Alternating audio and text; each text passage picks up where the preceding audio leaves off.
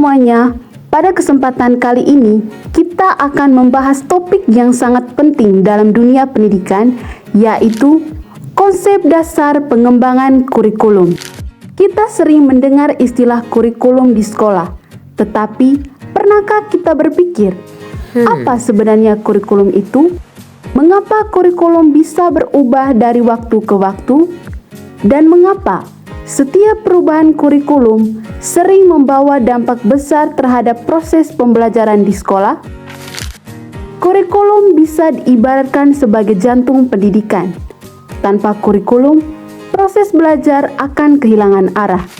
Ia bukan hanya daftar mata pelajaran, tetapi sebuah rencana menyeluruh yang mengatur tujuan, isi, metode, serta penilaian hasil belajar agar peserta didik dapat berkembang secara optimal. Dalam konteks pendidikan tinggi, memahami konsep dasar pengembangan kurikulum menjadi hal yang sangat penting, terutama bagi kita calon guru atau tenaga kependidikan. Melalui pemahaman ini, kita diharapkan mampu menjadi perancang dan pelaksanaan pembelajaran yang adaptif, kreatif, dan berorientasi pada kebutuhan peserta didik. Berikut kita akan membahas tujuan pembelajaran. Setelah mempelajari materi ini, kamu diharapkan mampu yang pertama, menjelaskan pengertian dan fungsi kurikulum. Yang kedua, memahami komponen-komponen utama kurikulum. Yang ketiga, menjelaskan asas-asas penyusunan kurikulum yang baik. Nah, setelah kita membahas tentang tujuan pembelajaran, kita akan menjelaskan tentang makna dan fungsi kurikulum. Secara sederhana, kurikulum berasal dari kata kurere yang berarti lintasan yang harus ditempuh. Menurut Permendikbud nomor 18A tahun 2013, kurikulum adalah seperangkat rencana dan pengaturan mengenai tujuan, isi, bahan ajar, serta cara pembelajaran yang digunakan untuk mencapai tujuan pendidikan nasional. Jadi, kurikulum adalah peta jalan pendidikan. Berikut fungsi kurikulum. Kurikulum memiliki 6 fungsi. Yang pertama, penyesuaian atau adaptation, agar siswa mampu beradaptasi dengan zaman yang berubah. Yang kedua, integrasi, menyatukan nilai, sikap, dan pengetahuan. Yang ketiga, diferensiasi, memberi ruang bagi bakat, minat, dan kemampuan individu. Yang keempat, seleksi, memberikan pilihan beragam pengalaman belajar. Dan yang kelima, diagnostik, mengidentifikasi kesulitan siswa. Dan yang keenam, persiapan, membentuk siswa agar siap menghadapi kehidupan nyata. Berikut adalah 2 teori penting dalam pemahaman kurikulum. Yang pertama, teori Ralph Tyler, yaitu objektif model. Tyler mengembangkan model kurikulum yang berorientasi pada tujuan dan merumuskannya melalui 4 pertanyaan. Yang pertama, tujuan apa yang ingin dicapai? Yang kedua, pengalaman belajar apa yang membantu mencapai tujuan itu? Dan yang ketiga, bagaimana pengalaman tersebut diorganisasi? Yang keempat, bagaimana tujuan dievaluasi? Model Tyler membuat kurikulum menjadi lebih berstruktur dan sistematis. 2. Teori John Dewey, yaitu Experience-Based Curriculum. Dewey menekankan bahwa yang pertama, belajar harus berbasis pengalaman. Yang kedua, sekolah harus terhubung dengan kehidupan nyata. Yang ketiga, siswa harus aktif dalam proses belajar atau learning by doing. Yang keempat, pendidikan harus memecahkan masalah kehidupan. Teori Dewey membuat kurikulum menjadi lebih humanistik dan relevan dengan realitas siswa. Berikut adalah komponen-komponen utama kurikulum. Seperti tubuh manusia yang memiliki organ penting, kurikulum juga memiliki komponen inti. Yang pertama, tujuan pendidikan.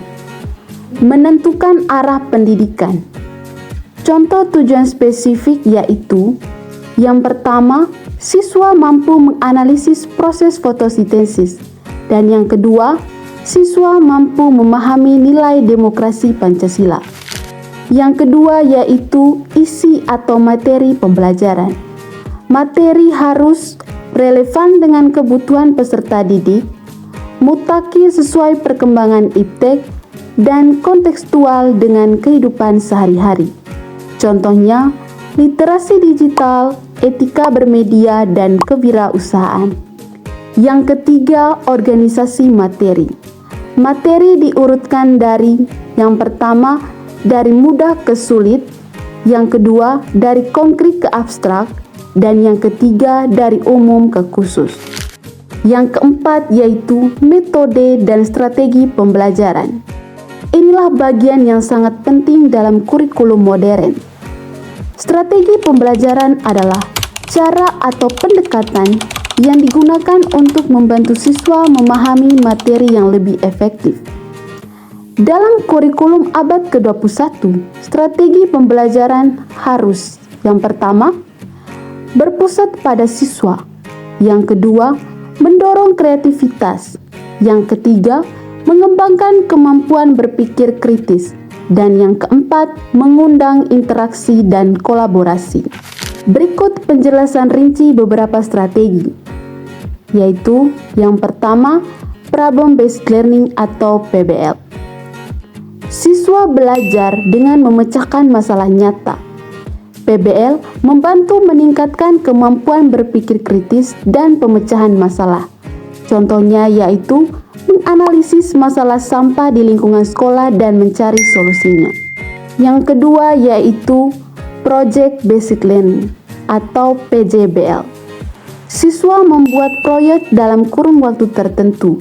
Strategi ini sangat cocok untuk mengembangkan kreativitas dan kolaborasi. Contohnya yaitu membuat video kampanye literasi digital. Yang ketiga, Ingrid Basic Learning. Siswa menyelidiki suatu fenomena melalui observasi, eksperimen, atau pertanyaan kritis. Contohnya, mengamati proses fotosintesis di taman sekolah. Yang kelima yaitu evaluasi. Berfungsi menilai apakah tujuan pembelajaran tercapai. Evaluasi dapat berupa yaitu yang pertama tes objektif, yang kedua penilaian kinerja atau proyek, yang ketiga portofolio, yang keempat refleksi diri, dan yang kelima penilaian sikap. Evaluasi tidak hanya menilai hasil, tetapi juga memperbaiki proses pembelajaran. Berikut adalah asas-asas penyusunan kurikulum. Yang pertama, relevansi sesuai kebutuhan zaman. Yang kedua, fleksibilitas dapat disesuaikan dengan kondisi. Yang ketiga, konstituenitas berkesinambungan antar jenjang. Dan yang keempat, efektivitas mencapai tujuan secara optimal. Yang kelima, efisiensi menggunakan sumber daya secara cepat. Yang keenam, keterpaduan memadukan pengetahuan, sikap, dan keterampilan. Bagian terakhir yaitu refleksi. Refleksi merupakan tahap penting setelah memahami dan menerapkan komponen dasar kurikulum. Refleksi membantu guru, calon pendidik, dan pemangku kebijakan untuk menilai sejauh mana tujuan, isi, strategi pembelajaran, dan evaluasi benar-benar berjalan dan berdampak pada perkembangan peserta didik.